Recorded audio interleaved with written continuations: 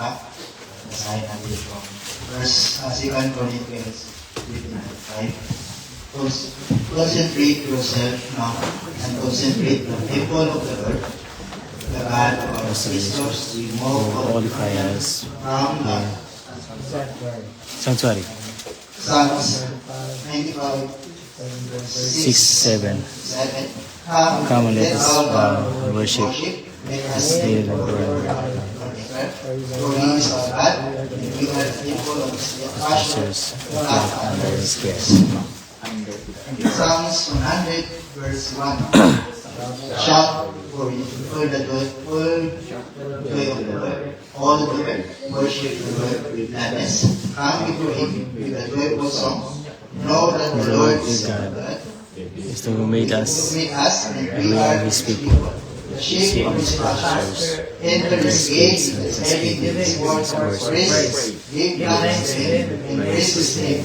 For the Lord is good, and His love endures forever. His faithfulness continues through all generations. Generation. Ngayon, mga kapatid, yan natin natin mga sarili para sa pagkanalan natin ang buhay ng yoga ng Diyos ng ating Ama at palayain natin ang kasalanan mula sa ating sarili.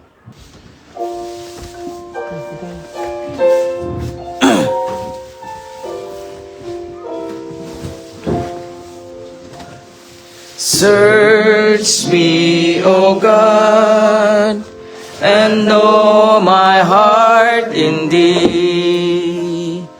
Try me, O Savior, knows my anxious thoughts. If there be wicked ways in me, guide me, O Savior, to eternity.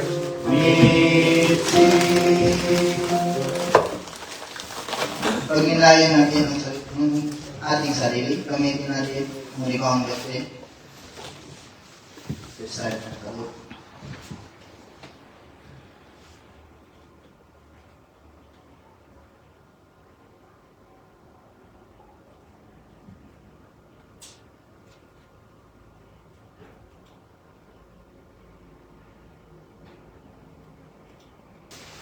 So let's pray.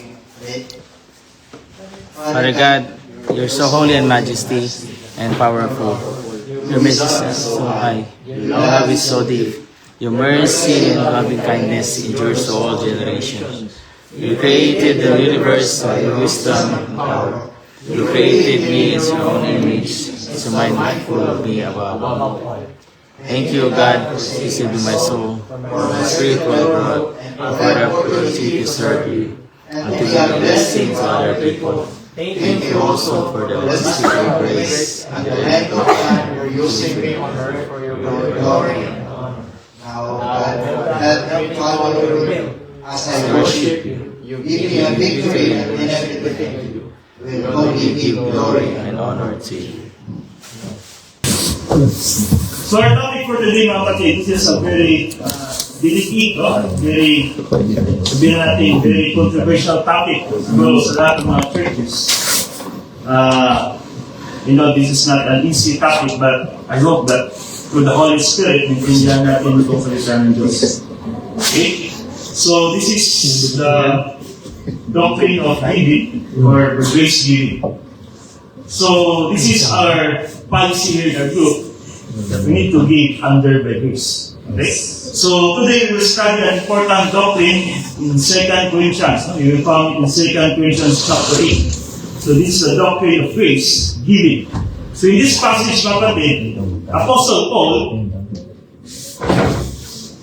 the apostle who presents the churches of Macedonia, this is in the Gentile nation, is an example of believers who give, bigay, not because they're rich, but because they understood the grace of God. So this study, mga kapatid, will help us understand that giving in the Christian life is not about obligation, pressure, or trying to gain favor from God. Instead, it is a reflection of what is already in the believer's soul. So Bible doctrine, gratitude, and a right relationship with God, we see that true giving begins with giving ourselves to the Lord first. And that generosity is not measured by the amount we have or we give, but by the grace and attitude behind it. So ultimately, mapatid, this lesson teaches us that giving is part of spiritual growth, it's part of expression of worship, and maturity in the Christian life.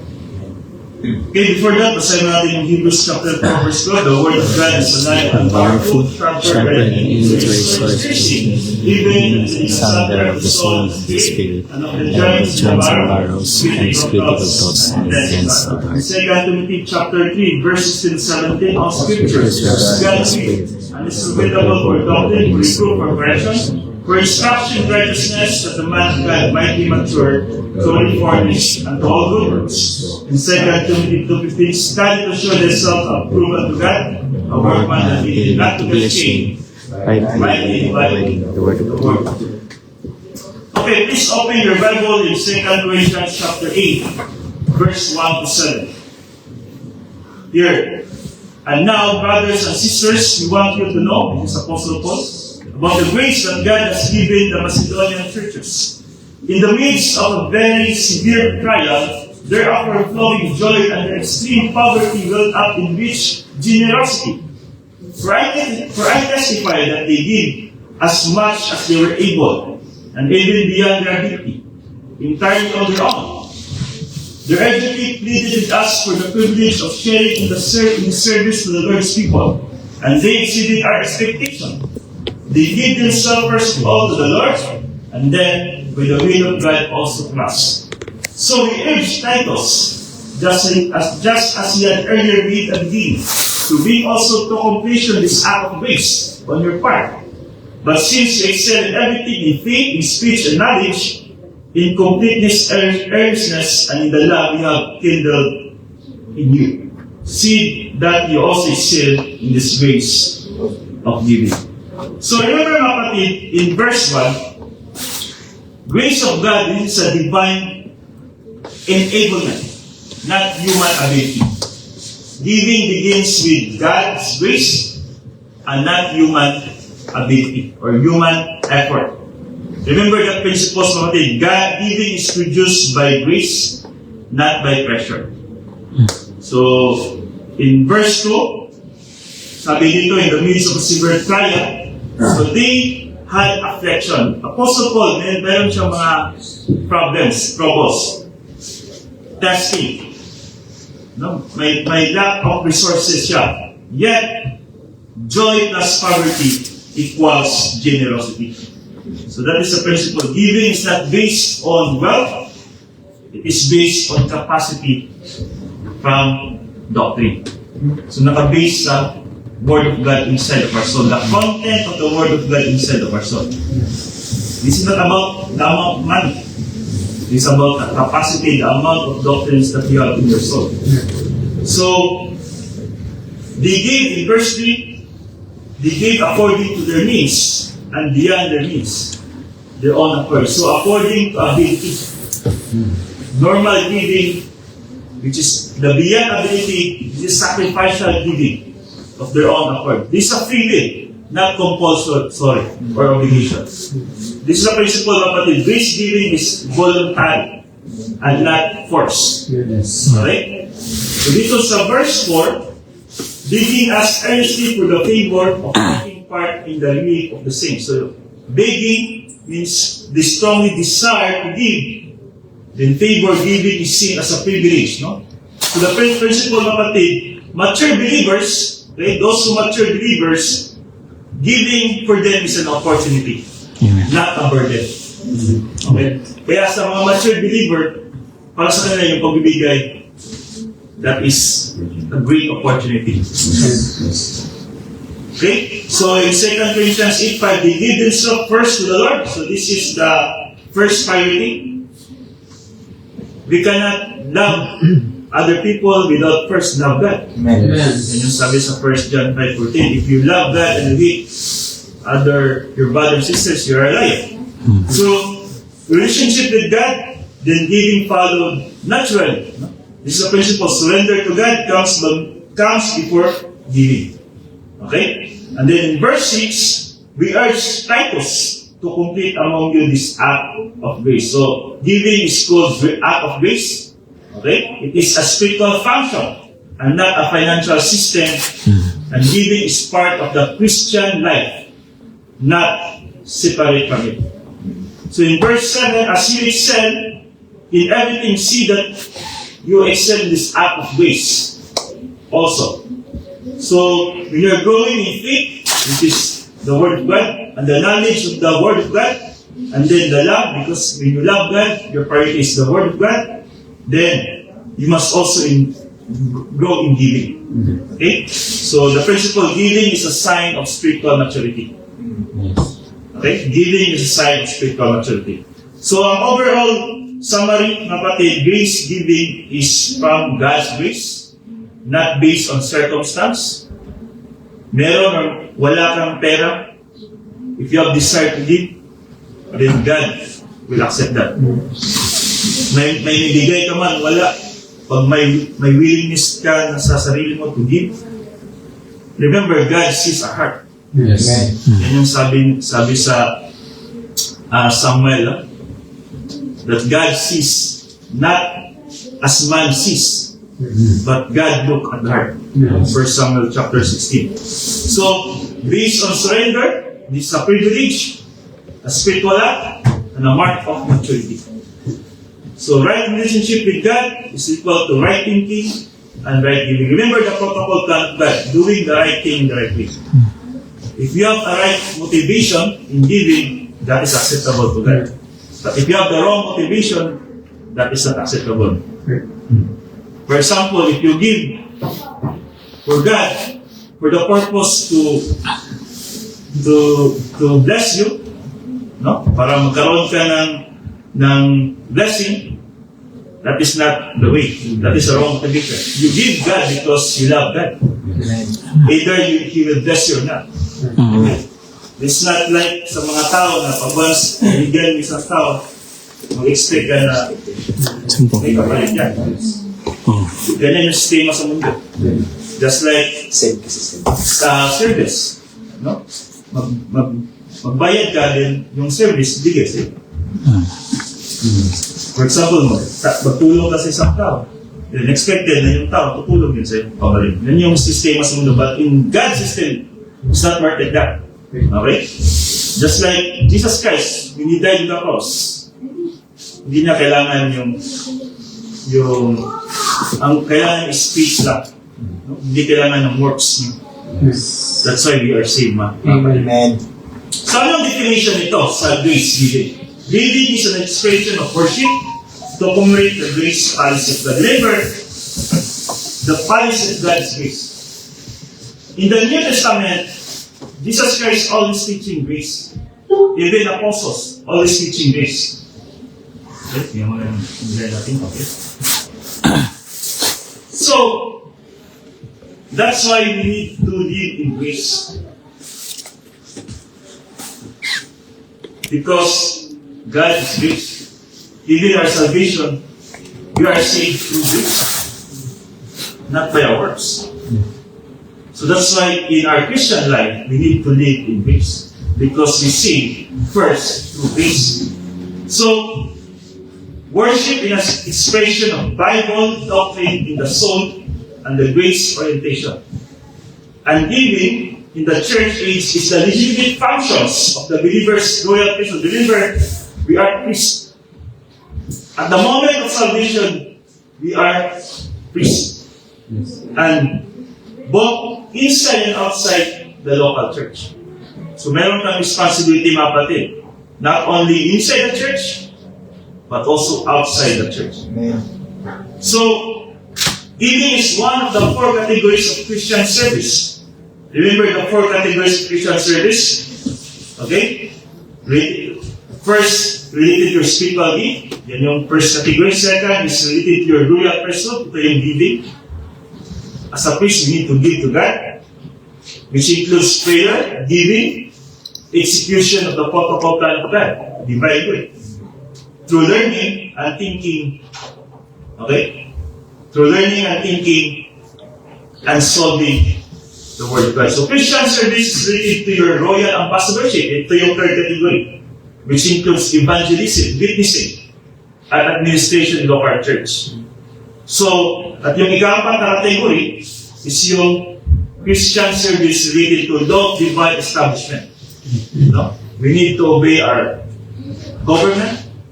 We need to follow our parents, and also we need the wife need to submit to their husband. So yan yung law of divine establishment.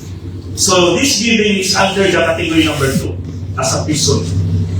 We need to give because that is our responsibility.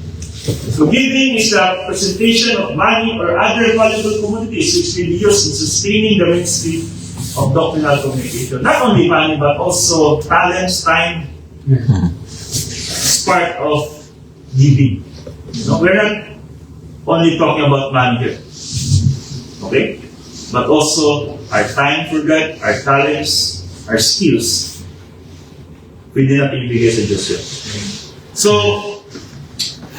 sometimes we need to give just to continue the ministry. Lalo na sa mga churches. Now, I'm not talking about only here, but also the other churches, no? Lalo na sa atin, galing na sa iba't ibang churches sa Pilipinas. So, meron tayong commitment doon. Then we need to give that because of our commitment. But I want you to know, mga kapatid, you need to give not because of compulsory. You give because that is the desire of your heart. Because the sad reality now, many Christians, they give because that is the compulsory. No? They obliged to give. And that is not a cheerful giver, as what Apostle Paul said in 2 Corinthians chapter 9, verse 8. God's love a cheerful giver. It means there's a right motivation. Okay? So, Christian giving may be extended to organizations other than the local church. So, hindi lang sa local church, but maybe in the other organizations. Example, missionary organizations, Bible schools, radio, website, or ministries. Giving is designed to support communication needs. So, ito yung main reason why you give. To support this kind of ministries. Especially sa mga tao na pupunta sa iba't ibang lugar to share the gospel. Lalo na sa mga evangelism. Because, alam naman natin, yung mga evangelism, hindi naman lahat yan is merong pera. Okay? If we want to spread the word of God, especially the gospel of salvation, we need to support them. Okay? So, that is one of the reasons that we need to give. Giving is the means of inculcating teamwork and coordination into the body of Christ. So, this is the teamwork, kapatid. Hindi ito individual. For the church to grow at makita yung growth ng bawat isa, then makita doon sa... Remember, Martin, giving is the result of our spiritual maturity. Just like doing good works is the result of our salvation. Remember, we are saved not because we are doing goods. We are doing goods because we are saved. Okay? So, giving is also like that. We give because we are already mature. That's why here in our group, if you are still immature, then we are not obliged to give. Because maybe when you give, there's no right motivation. Remember always the principle, when you give, it must be in line with the right motivation. So ano yung motivation? Motivation is the major issue is in giving, not the amount of giving. Hindi dahil malaki yung binigay mo, then God will bless you, no. As what I said earlier, God sees our heart, not the amount na binigay natin. Remember, when Jesus Christ saw a widow na nagbigay ng pera doon sa plate, at may isang tao nagbigay ng napakalaking pera sa plate. Ano sinabi niya, guys? Yung babae na yan, ang pinakasulatin niya. Because yung babae ang nagbigay ng right motivation. Hindi lang tulad ng malaking binigay, nagbigay siya because the popular tradition, nagbigay siya because of his character. Remember, so bigay ka, sabi nga sa Matthew 6:24, do not let your left hand know what your right hand is. So huwag mong ipagmalaki yung binigay mo. Because at first, it's not yours. It's given from God. You are just an instrument there. Okay? So pag once pinakita mo na yung pera mo na binigay mo, then that is not right motivation. That is wrong motivation. Okay? Kaya magbigay tayo in a secret. No? So giving is a mental attitude based upon the problem-solving device. Remember the 10 problem-solving device we discussed natin called grace orientation. Without knowing the grace orientation, you cannot have the right motivation. Grace orientation is the basis for grace giving. Okay? Remember the 10 problem-solving device? This is number 4. No? Rebound, fellowship, faith-race, and grace orientation. And the next is the doctrinal orientation. So the grace orientation, kailangan maintindihan natin yung grace. Remember, grace is a gift. Okay? This is not string attached. Na pag once nabigay ka, then expect na may kapalit yan. No. So, motivation is the real issue of giving, not amount of money. If you have the right motivation, then God will accept your giving. But if you have the wrong motivation, kahit malaki pa yung pera binigay mo, God will not accept that. Yeah, in human eyes, maganda. But in God's eyes, hindi siya katanggap-tanggap. Yan yung sabi sa Isaiah 64:6. Our good deeds is just like a filthy garments. So remember, mga kapatid, the protocol plan, doing the right thing, which is giving in the right way, the right motivation, must be filled with the Holy Spirit, must be led by the Holy Spirit. Hindi dahil gusto mo lang, nagbigay ka. It was because you are led by the Holy Spirit to give. Okay? Kasi, pastor, may bonus ako ngayon. May sobra akong pera, magbigay ako ngayon. No, not because of that. No? Parang, whether yung pagbigay mo, kung may sobra ka lang. No, nagbigay ka, even wala ka o meron ka, because you love God. Okay? So, motivation is the major issue in giving. Okay? So, 2 Corinthians chapter 9, verse 7 to 12, anong sabi dito? Sabi ng Apostle Paul sa mga Corinthians, each of you should give what you have decided in your hearts, the right motivation. To give, not reluctantly, or under compulsion. For God's love a cheerful giver. And God is able to bless you abundantly. If you give cheerfully, then God will bless you abundantly. That is the principles. So that in all things at all times, in every situation, having all that we need, you will abound in every good work. If you know this passage, mga kapatid, you will understand the principles of life. You have the mastery details of life. Okay? Because God will use believers, the good steward believers. And if you are a good steward believers, then God will always bless you. Remember the grace pipeline? That the flow of the blessing, hindi yan siya yung parang gripo na pakunti-kunti lang. Hindi bugos yan.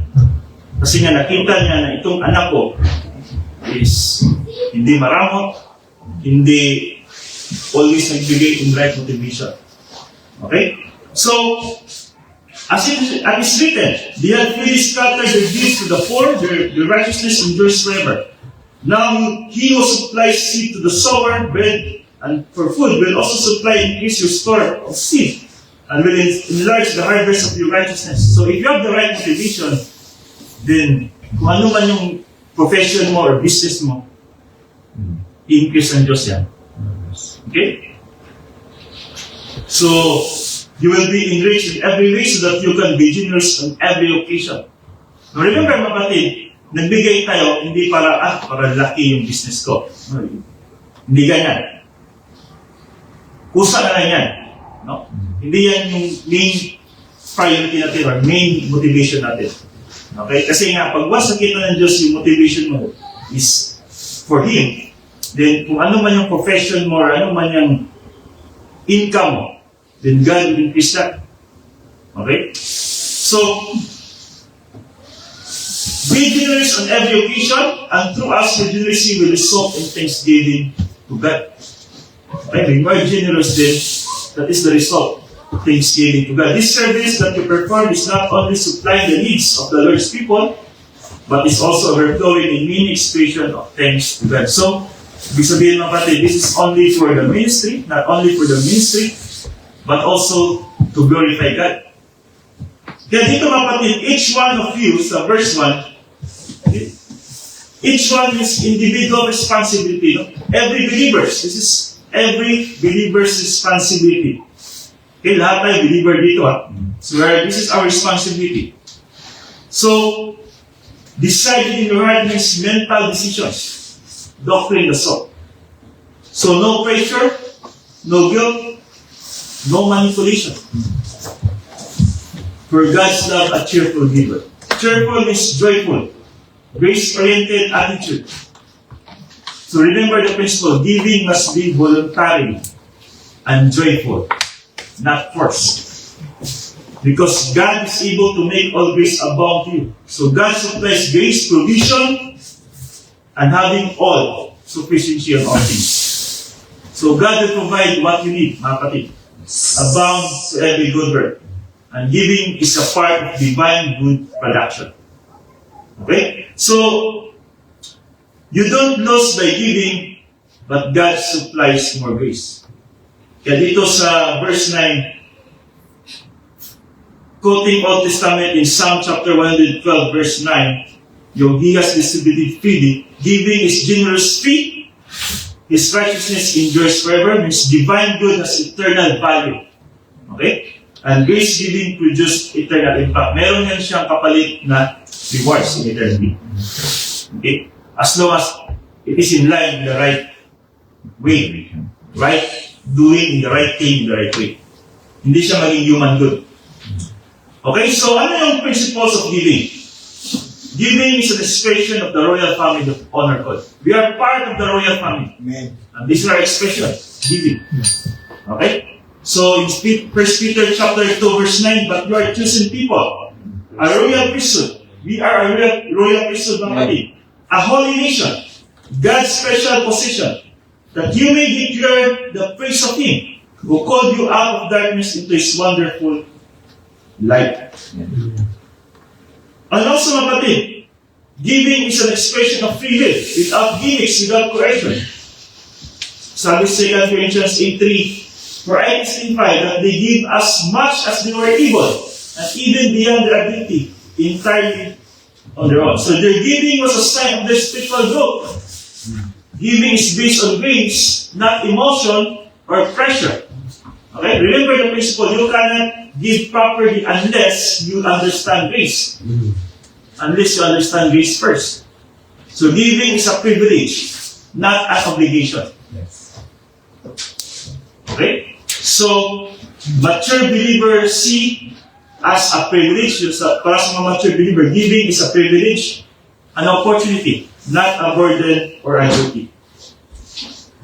So, giving is an expression of mental attitude in every circumstance in life. In sabi 2 Corinthians chapter 8 verse 2, in the midst of every severe trial, is Apostle Paul saying to the Corinthians believer, therefore, flowing joy under extreme poverty built up in rich generosity.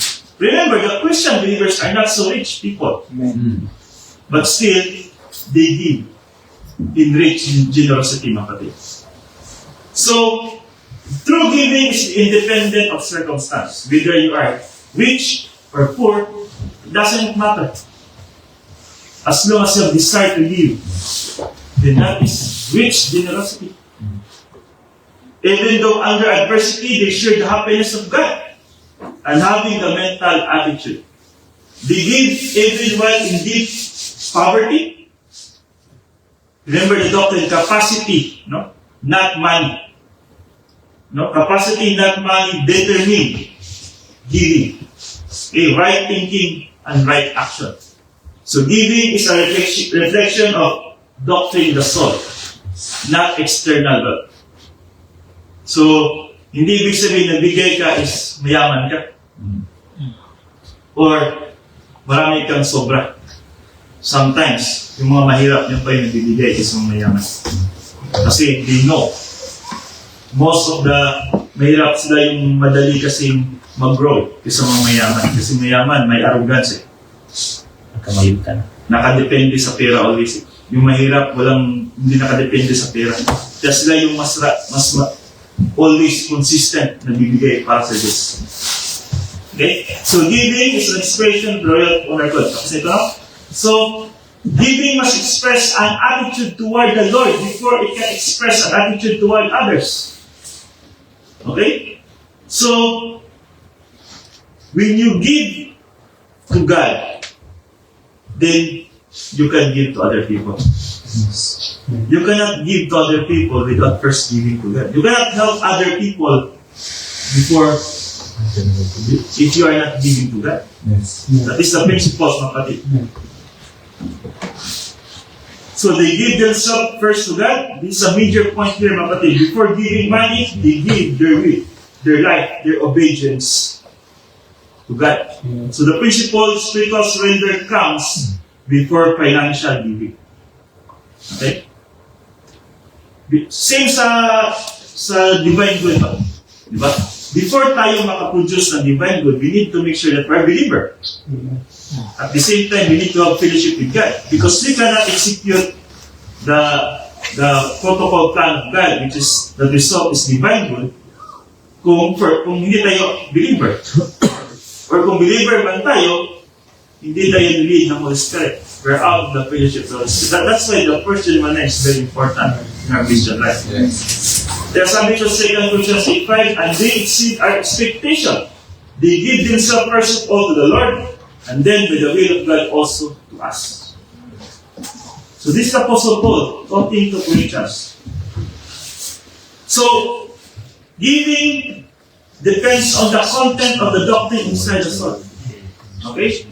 So kung kayo kapatid, wala pa kayong doctrine of the soul, sa loob ninyo, yung pagbibigay nyo is useless. Iminay. Just like a politics, giving money to the church, walang meaning yan. But if you have the doctrine in your soul, alam nyo na yung grace orientation, alam nyo na yung confession, alam nyo na yung doctrinal orientation, alam nyo na yung grace, the word grace, alam nyo na, then, yung pagbibigay ninyo is acceptable to God. So, giving is associated with impersonal love, not with personal love. So, ibig sabihin kapatid, we give not because of who and what we are. We give because of who and what we are through the Holy Spirit. Kasi tayo kasi minsan, magbibigay tayo sa isang tao pag nakita natin na may benefit ako makuha nito. Kaya sabi ko parang politics na nagbibigay yung politiko ng ayuda sa mga tao kasi alam nila bubutuhin sila. We're not that. Iba tayo. Kaya set apart tayo sa unbelievers. We are set apart. We are sanctified by God.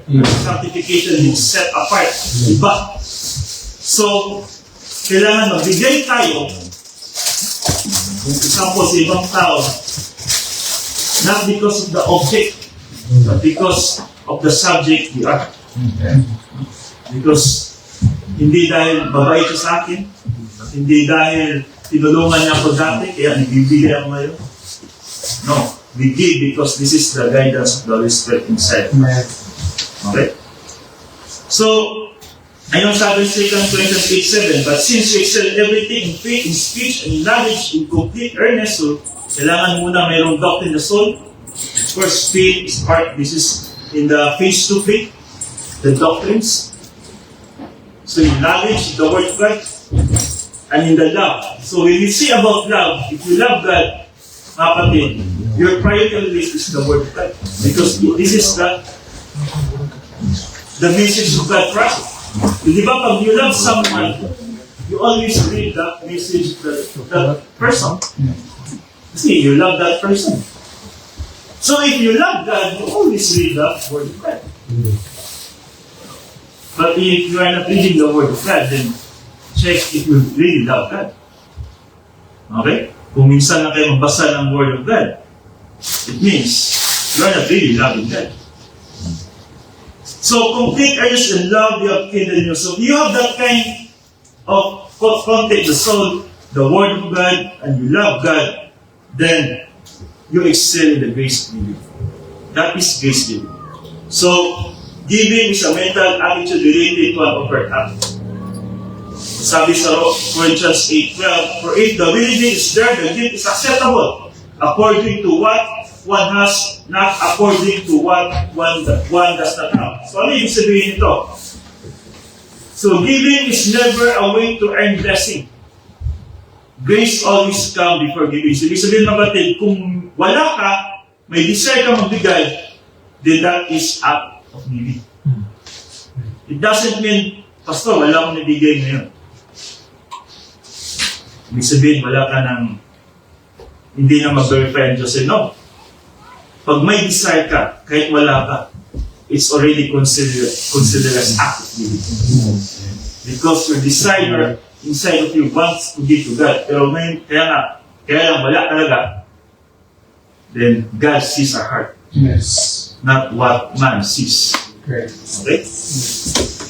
So, giving is related to motivation from metabolized doctrine in the right of the soul. So, pag meron tayong Word of God in the right loop, remember, we transfer the doctrines in the right loop, then there's a wisdom there, there's application, then nakarelate yan siya.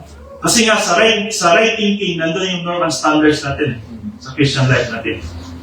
At doon, naka-connect yung grace giving doon. So, each of you should give what you have decided in your heart. Not heart here, ha? Because hindi ito nag-iisip. But heart and our soul. This is our intellectual heart. Yan yung sabi sa Proverbs 12:7. As man think it on his heart, so is he. So God sees our heart, our motivation. Bakit na nagbibigay? Pag magbigay kayo, always ang tanongin sa inyo, bakit ako nagbigay sa Diyos? No? Why I give to God? Yan yung always yung tanong pag magbigay kayo sa Diyos. Anong purpose nito?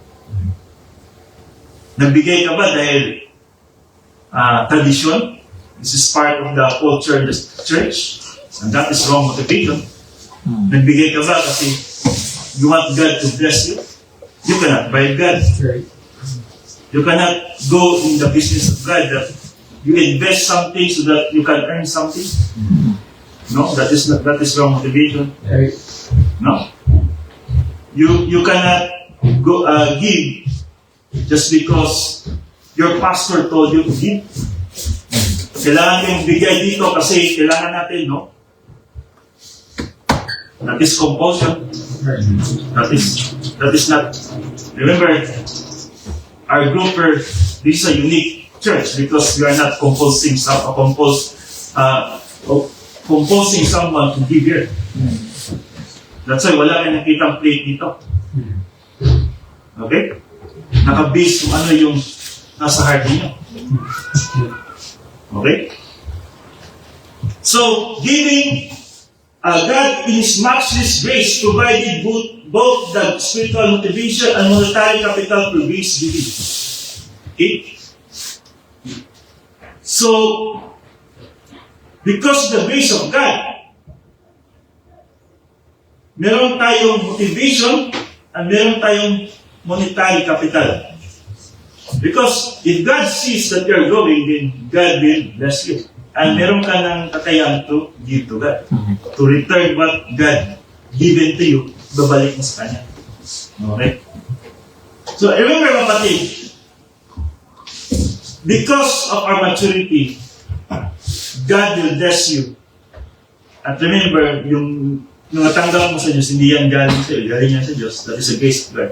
Ibabalik mo lang. Yes. Okay? Pag nakita ng Diyos, you are a good steward of that. Yun na sinasabi ko kayo na. Gagamitin ka always ng Diyos. Hindi mo na siya mapipigilan. Because God will use you. Because you're a good steward. Pero kung hindi ka good steward, sa tingin nyo, gagamitin ka ng Diyos, hindi. Kaya, mahirap kang makabigay sa Diyos kasi nga wala ka eh. Kasi nga, you are not a good steward. So dito 2 Corinthians 9:8, and God is able to bless you abundantly so that in all things at all times, having all that you need, you will abound in every good work. Di ba? So, of course, if you are a soldier of Christ, then He's our commander-in-chief. Then God will supply all our needs to go in the battle. But if you are not a good soldiers, hindi ka niya papadala sa battle. Diyan ka na lang sa opisina. And of course, hindi ibibigay sa'yo yung kailangan mo sa battle. Kasi nga, you're not a useful soldier. Yes. But if you're a useful soldier, ibibigay niya kung anong kailangan mo sa battle. And remember, giving is part of our expression of worship to God. So, God in His matchless grace provides both the monetary capital for grace giving, and makes it part of your Christian service. So, nagiging Christian service mo na siya. Okay? So, siguro, dati, minsan lang, ngayon, nagiging consistent na yung pagbibigay. At that is the result of your maturity. Okay? Hindi lang yung, 2 times, 3 times, but kahit hindi pera, yung time natin, yung skills natin, talents natin. We're not talking about your money. May different kinds of giving. Not only money. So, sabi sa Corinthians 9:10, now we supply seed to the sower and bread for food, and also supply and increase your store of seed, and will enlarge the harvest of your righteousness. So this is the right motivation. If you give, then God will bless you. Yes. Okay? So, but, of course, kailangan tayo, nagbigay tayo, para hindi dahil gusto tayo i-invest ng Diyos. Of course, that is automatic na eh. Hindi mo na kailangan isipin, God will bless me, kaya ibigay ako na. That is the responsibility of God. Kahit ayaw mo or hindi, i-bless ka talaga pag once right motivation. Yes. Okay? So, kahit wala kang matanggap na blessing, okay lang. As long as you're doing the right thing in the right way. But because this is the principles, then, of course, God will supply kung kasi gamitin ka niya. So, the generosity of mental attitude results in generosity of giving. Sabi 2 Corinthians 9:11, you will be enriched in every way so that you can be generous on every occasion. And through us, your generosity will result in thanksgiving to God. So, in every way, mapatid, so that in every occasion you can be also generous. So, and God will glorify inside of that, mapatid.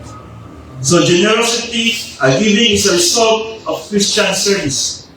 In 2 Corinthians 9:12, this service that you perform is not only supplying the needs of the Lord's people, but is also overflowing in many expression of thanks to God. So again, this is not only for the believers, but also for God. These are expression of worship to God. Just like we're singing a song, that is expression of worship, right? Learn, praying, that is expression of worship. So giving is also an expression of worship. Okay? But we give not because we want to worship God, but we give because God already glorified us. No? We give because we already blessed. Not we want to be blessed. No? Just like in salvation, ba? We doing good works not because we want to be saved, but not because we want to be saved, but we are already saved. No? So, no quid pro quo in giving. So, ano yung quid pro quo, mga kapatid? So, quid pro quo is, this is a Latin phrase, which is meaning that something for something. Ibig sabihin, meron siyang kapalit. No quid pro for giving. So, you need to give na walang string attached. Okay? So, yan yung no quid pro quo. Just like, for example, no, in payment for services, no? I help you. Oh, for example, I help you with your work if you help me later. Okay? So, remember in Bible, in biblical teaching, God's grace and salvation are not based on this kind of system. Grace giving is applied to every dispensation. Not only in our dispensation, but in Israel, in Gentiles, there's a grace giving. So, Apostle Paul want them to advance and have right motivation in supporting them. So, yan yung quid pro quo. String attached. Okay? Something for something. I give this so that you can give me. Okay? So ano naman yung principle of giving related to pastor or the ministry or the evangelism? Okay? So, it's not talking about me. This is a general. Okay? So, the pastor must make an issue out of two things para sa mga pastors. No? As a recipient of support from believers. The gospel and what is the Christian way of that after salvation. So, kailangan yung pastor hindi always pera yung tinuturo. Dapat only two issue lang dapat ituro. If unbelievers, kailangan ituro niya salvation. Pag believers, Christian life. That is the rule of pastor. The Christian way of life after salvation. The pastor must never make an issue of money. Okay? Because pastor was not dependent on ships, but pastor must be dependent on God. Yes. The true owner of the ships. Yes. Ang nagpapasahod sa pastor is not the members, but God, the owner of the ships. Okay? So this is very hard for someone, lalo na pag may give a pastor, because remember, not all pastor are mayroong pera. Pastor is a very poor profession. Okay? So, if you are making an issue of gospel and Bible doctrine, if you are a pastor, then you cannot make an issue of money. Okay? Of course, when the believers, if your congregation are growing maturity, pusa na yan sila eh. Just like as sheets, when the sheets growing mature, yung milk nila, yung sa balat nila, it can earn money for the shepherd. Okay? Pero kung bata pa, immature, wala kang makuha sa bata pa. Okay? So, sabi nga sa 2 Corinthians chapter 11 verse 7, this is Apostle Paul talking to Corinthians again. And remember, Apostle Paul is like a pastor. Alright? So what is a sin for me to lower myself? Ibig sabihin, humbling myself, kapatid. So this Apostle Paul using sarcasm or rhetorical question. Humbling myself or lowering myself. He did not demand financial support. Okay? In order to elevate you by preaching the gospel of God to you, free of charge. So free of charge means he did not take money from the Corinthians. Why? Because Corinthians are still immature. So, verse 8, I rob other churches by receiving support from them so as to serve you. So, hindi ibig sabihin, nakaw siya.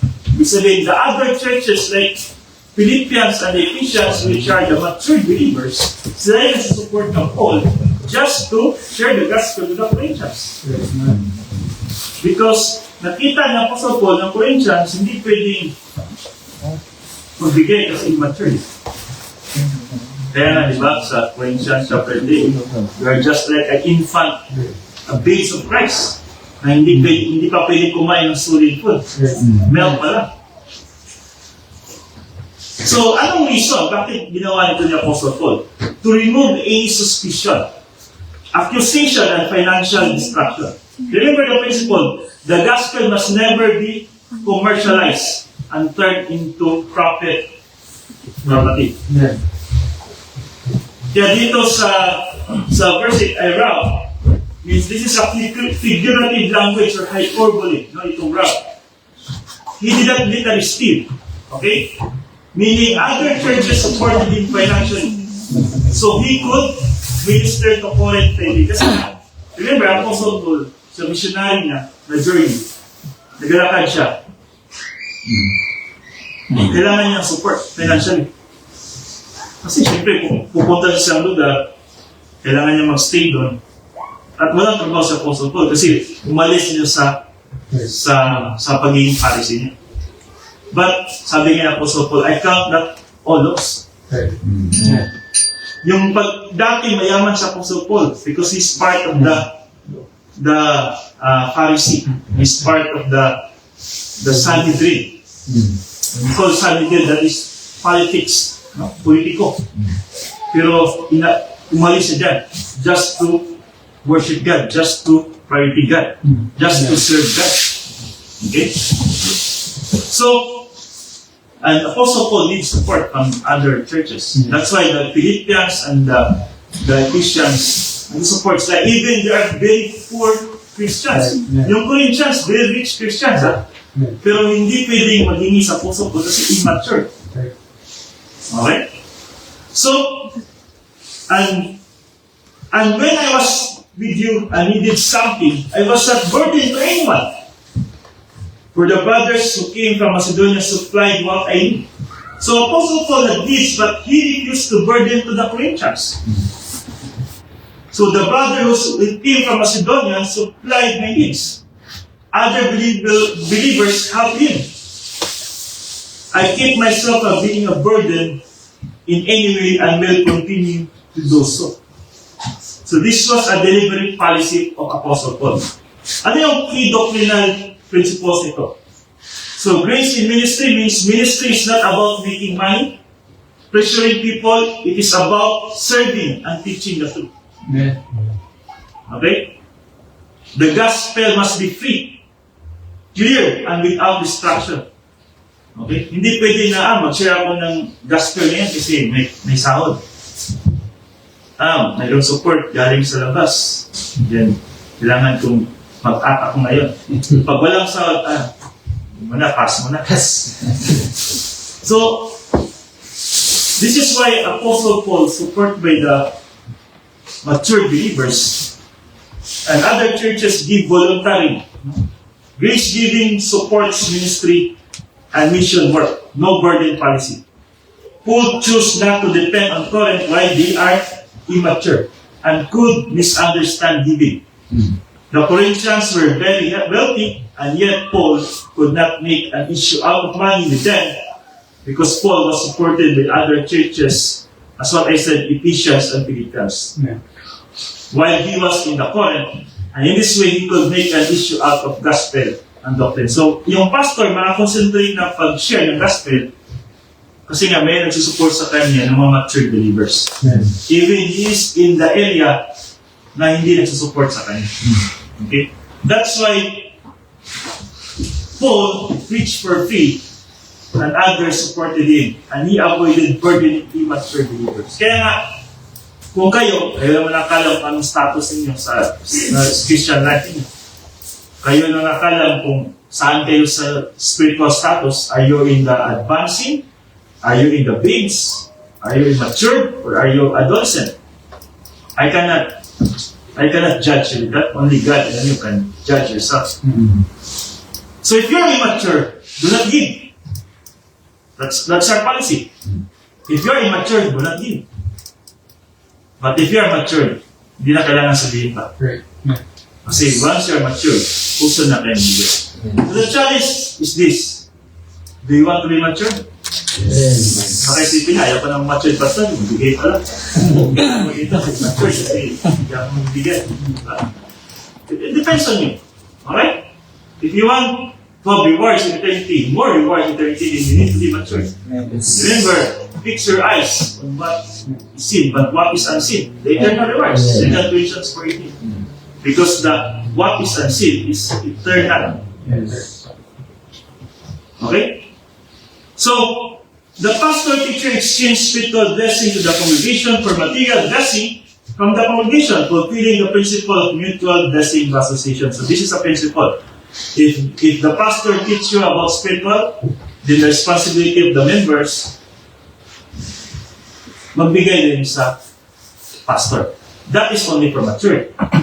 Okay? Kasi nga, ako hindi ko kailangan kasi may trabaho naman ako. Okay? Although yung trabaho, yung income ko is tama-tama lang, but I don't need na kailangan nyo akong bigyan. Pero alam kung wala akong trabaho, I need your support. Paano yung pamilya ko? But right now, nagtrabaho ko, okay pa naman, by God's grace, salamat.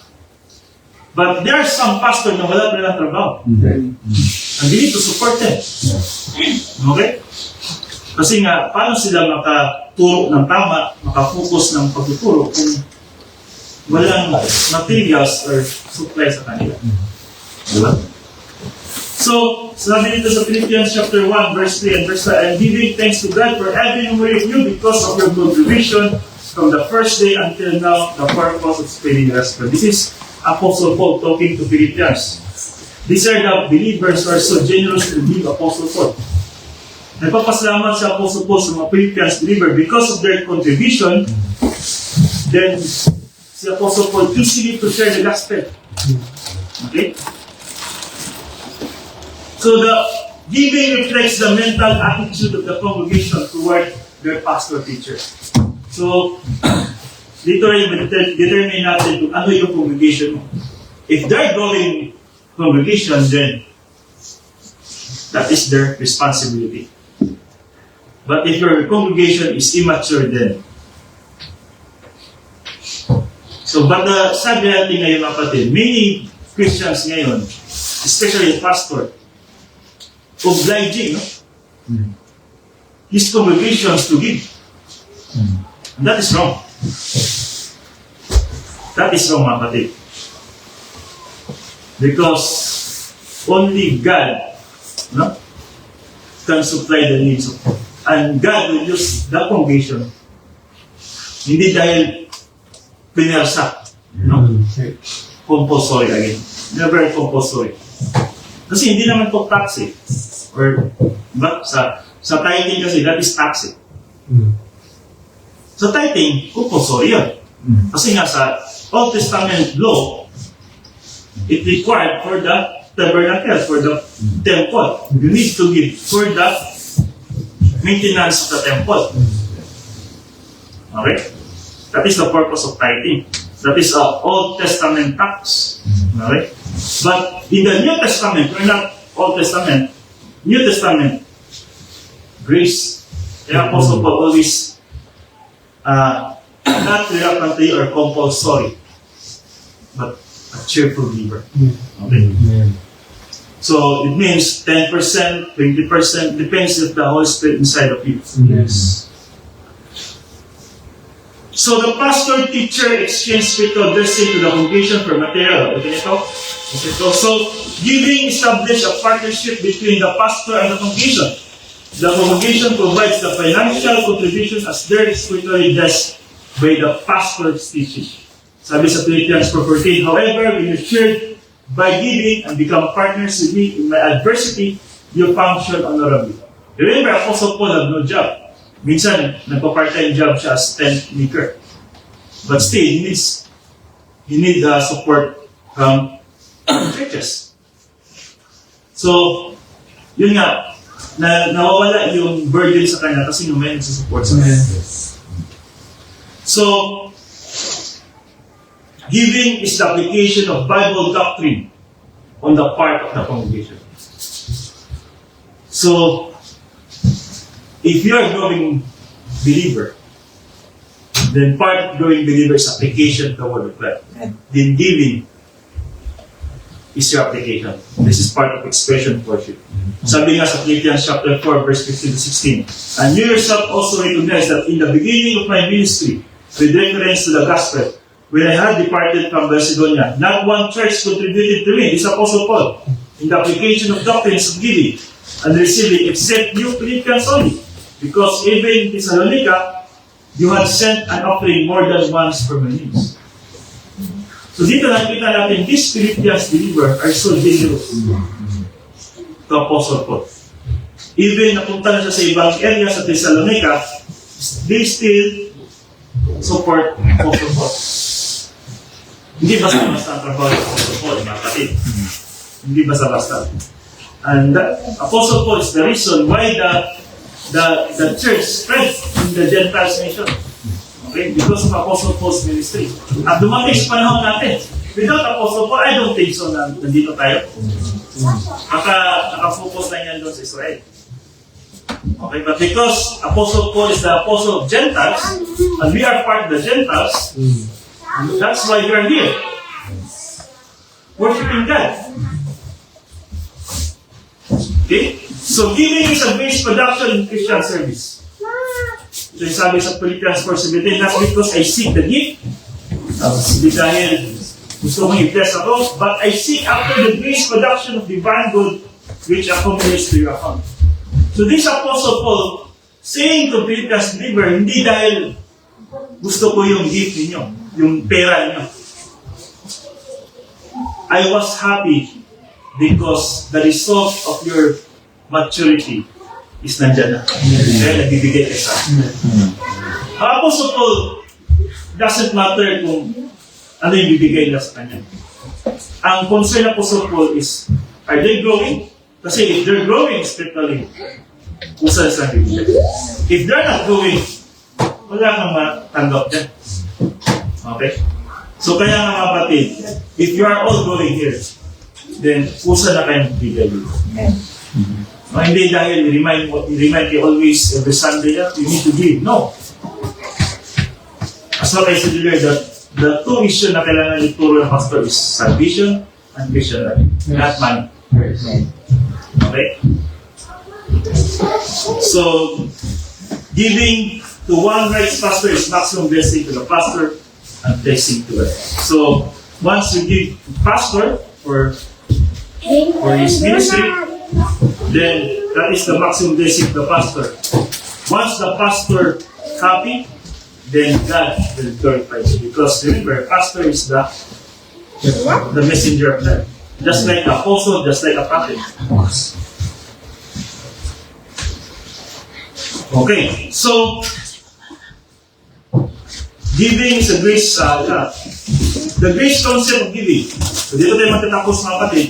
In the Old Testament, in Proverbs chapter 11, verse 24 to 25, there's the one who gives generously, yet he becomes more prosperous. There's also the one who still holds back what is fitting, and he becomes impoverished, means making poor. The generous person will be prosperous. He who gives water will also instantly cause to have water. So sabi kong grace pipeline. So, those who hang on their money impoverished, means making poor, giving never impoverished. In super grace, no matter what you give, you never lose. So once you reach maturity, hindi ka mawalan.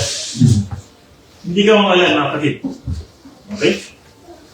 So, in New Testament, in 1 Corinthians chapter 16, verse 12, kaya nga doon sa Malakay, chapter 3, verse 8, meron doon sinasabi, you give to the storehouse the tithes and the offerings. So the offerings is the grace giving.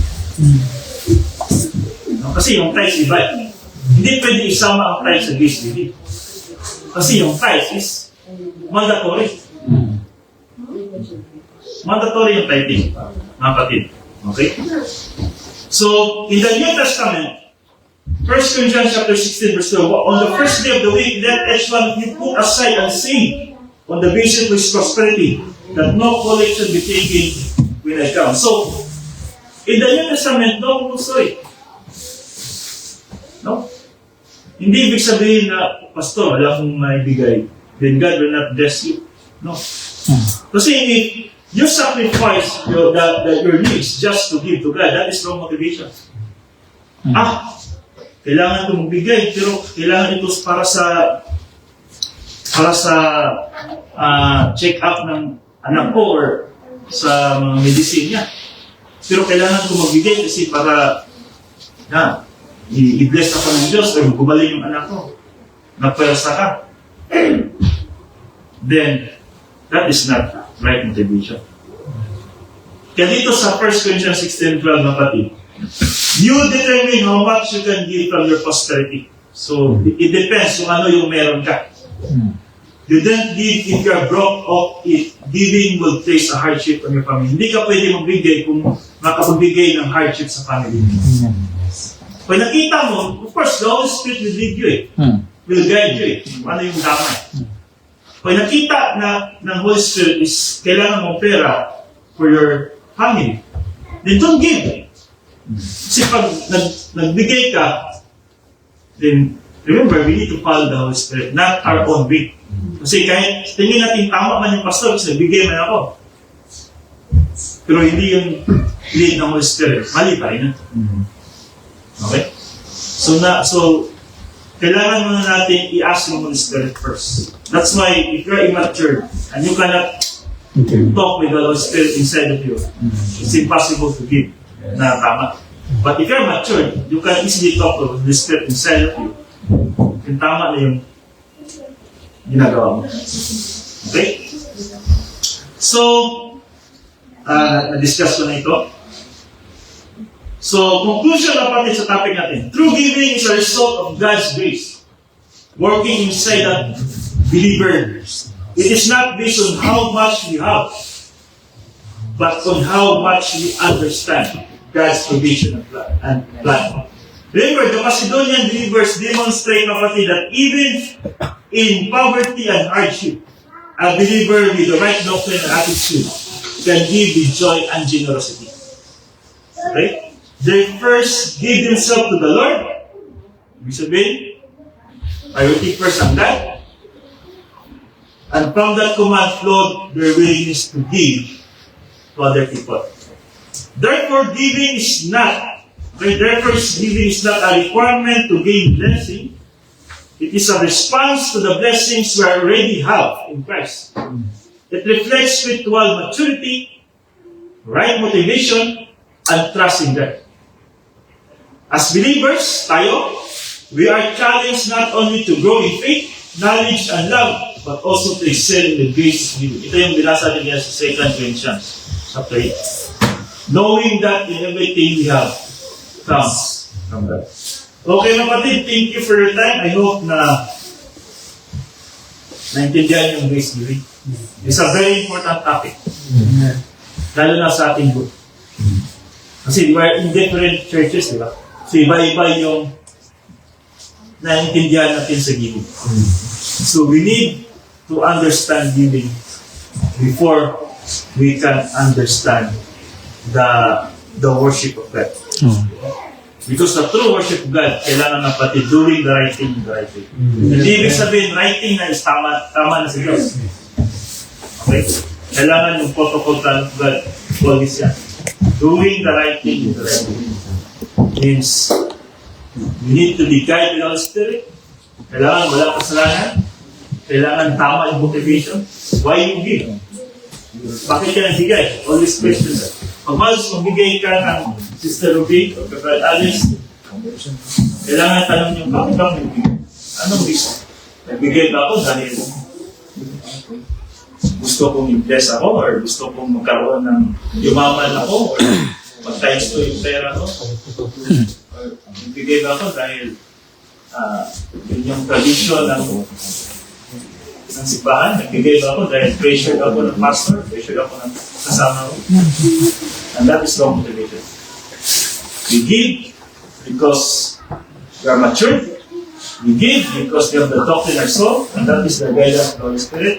We give because we love God. Okay, so thank you for your time. Then, I ibigay ko kapatid na Franz for our closing song.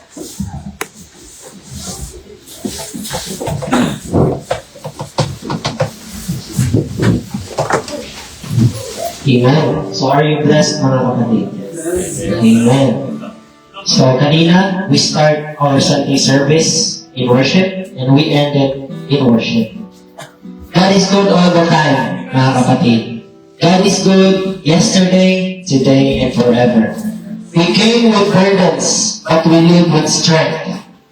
And what we receive today stay in our hearts and be seen in our lives. God bless pa sa ating lahat. So we sing, give thanks. Give thanks with a grateful heart. Give thanks to the Holy One. Give thanks because He's given Jesus Christ, His Son. And now let the weak say, I am strong. Let the poor say, I am rich, because of what the Lord has done for us. And now let the weak say, I am strong. Let the poor say, I am rich, because of what the Lord has done for us. Give thanks. Okay, let us pray, mga kapatid. Father God, give thanks. Our salvation, our eternal life, our priesthood, it all belongs to you. And we need to give thanks always. Our true giving, Father God, is not about money. It's not about any kind here in this world. But first, when you faith in your Son, Jesus Christ, and you have eternal life, Lord God, and that is a great thanks to you. Because what you did, allowing your Son, Jesus Christ, go to the cross just to pay the penalty of sin. Kulang yung pasalamat natin. Father God, as we discuss today about giving, giving is an expression of worship. And without the right motivation in our soul, in our heart, then we cannot give the right way. I hope na bawat isa dito naintindihan na yung grace of giving. Because this is a very important topic, lalo na sa amin na we are part in the New Testament, in the church age times. We need to give because we love you. Father God, as we end our worship today and we go to our different places, guide us, lead us to the help of the Holy Spirit, protect us. Then, through the word of God inside our soul, we can easily overcome different kinds of trials, people tests, disaster tests, system tests, call tests.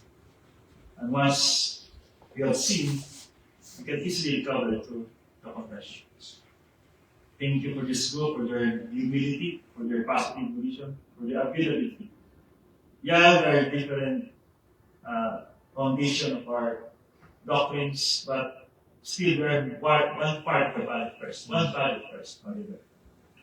We share the doctrines that Jesus Christ teaching, not only in his disciples, not only in the early church, but also in our time today. Thank you for this hope, Father God, that we can now glorify in us.